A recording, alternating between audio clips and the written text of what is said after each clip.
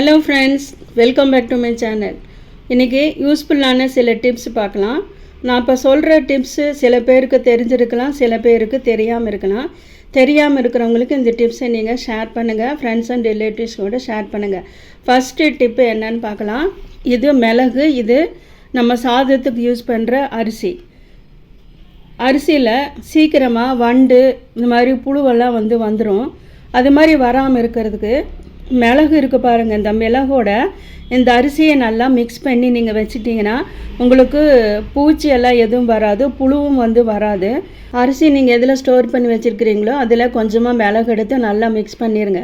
Mix பண்ணிவிட்டு வச்சிங்கன்னா உங்களுக்கு ரொம்ப நாளைக்கு அரிசி அப்படியே இருக்கும். பச்சை அரிசினாலும் பரவாயில்ல, புழுங்கரிசினாலும் பரவாயில்ல, அப்படியே இருக்கும். இது மாதிரி நீங்கள் யூஸ் பண்ணி பாருங்கள். இந்த மிளகோட அளவு நீங்கள் அரிசி எவ்வளோ எடுக்கிறீங்களோ அந்த அளவுக்கு தகுந்த மாதிரி மிளகு கொஞ்சம் கூட போட்டு நல்லா மிக்ஸ் பண்ணி வச்சுருங்க. இந்த டிப்ஸ் உங்களுக்கு யூஸ்ஃபுல்லாக இருக்கும்னு நினைக்கிறேன். பிடிச்சிருந்தா ஃப்ரெண்ட்ஸ் அண்ட் ரிலேட்டிவ்ஸோடு ஷேர் பண்ணுங்கள். இப்போ வேறு டிப்ஸ் பார்த்துடலாம். இது மாதிரி லிட்டு நம்ம யூஸ் பண்ணுவோம். நம்ம கேக்கெல்லாம் பேக் பண்ணும்போது கூட இது மாதிரி லிட்டு நம்ம யூஸ் பண்ணி நம்ம க்ளோஸ் பண்ணி வைப்போம். இந்த ஹோல் வழியாக நிறைய ஸ்டீம் வெளியில் போகும். அப்படி போகும்போது நம்ம என்ன கேக் பேக் பண்ணாலும் சரியாக வேகாது. அதே மாதிரி நம்ம இட்லி ஊற்றி இட்லி பாத்திரத்தை வச்சாலும் ஸ்டீம் வெளியே போகிறதுனால இட்லியும் சீக்கிரத்தில் வேகாது. அதே மாதிரி காய்கறிகள் நம்ம கூட்டு, பொரியல், குழம்பெல்லாம் செய்யும்போது கூட இந்த லிட்டை நம்ம யூஸ் பண்ணுவோம். அது மாதிரி இருக்கிற சமயத்தில் ஒரே ஒரு கிராம்பு பாருங்கள், இது மாதிரி கிராம்பு மட்டும் இது மேலே வச்சுட்டிங்கன்னா பாருங்கள் அந்த ஹோல் ஃபுல்லாகவே உங்களுக்கு க்ளோஸ் ஆயிரும்.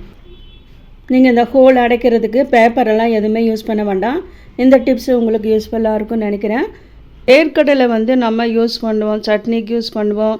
அதே மாதிரி புளி சாதம், எலுமிச்சை சாதத்துக்கெல்லாம் போடுறதுக்கு வேர்க்கடலை நம்ம யூஸ் பண்ணுவோம். அது மாதிரி வேர்க்கடலை யூஸ் பண்ணும்போது நம்ம தோலை நீக்குவோம். அந்த தோலை எடுக்கிறதுக்கு முறம் இல்லைன்னா தட்டு வச்சு நம்ம இந்த தோலை எடுக்கிறதுக்கு நம்ம ட்ரை பண்ணுவோம். எனக்கு இந்த டிப்ஸ் ரொம்ப நாளாக தெரியாமல் இருந்தது. நான் ஒரு வீடியோவில் பார்த்தேன். இந்த டிப்ஸ் எனக்கு ரொம்ப பிடிச்சிருந்துச்சு. இந்த டிப்ஸ் தெரியாதவங்களுக்கு தான் இந்த வீடியோ நான் இதை போஸ்ட் பண்ணுறேன்.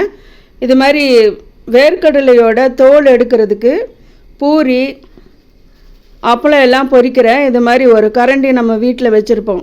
அதில் நம்ம போட்டுட்டு இது மாதிரி நீங்கள் கொஞ்சமாக ஷேக் பண்ணுங்கள். இல்லைன்னா கையில் அப்படியே நீங்கள் துளாவி விட்டிங்கன்னா எல்லா வேர்க்கடலையோட தோலும் தட்டில் விழுந்துடும். இது மாதிரி வேர்க்கடலை தோலை எடுக்கிறதுக்கு இது மாதிரி ஒரு ஈஸியான டிப்ஸு உங்களுக்கு பிடிச்சிருக்குன்னு நினைக்கிறேன்.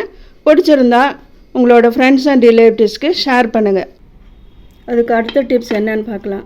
இது மாதிரி லிட்டெல்லாம் யூஸ் பண்ணும்போது பாருங்கள், இப்போ மேலே அந்த மூடி மாதிரி இருக்கிறது போயிடுச்சு.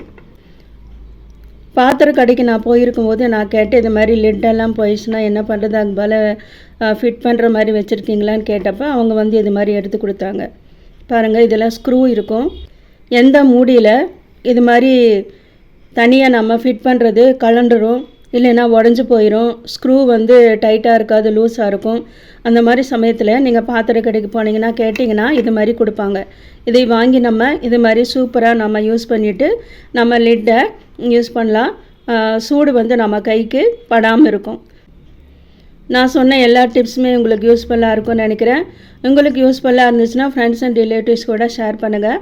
மீண்டும் இதே மாதிரி வேறு ஒரு வீடியோவில் உங்களை நான் சந்திக்கிறேன். தேங்க்யூ ஃபார் வாட்சிங்.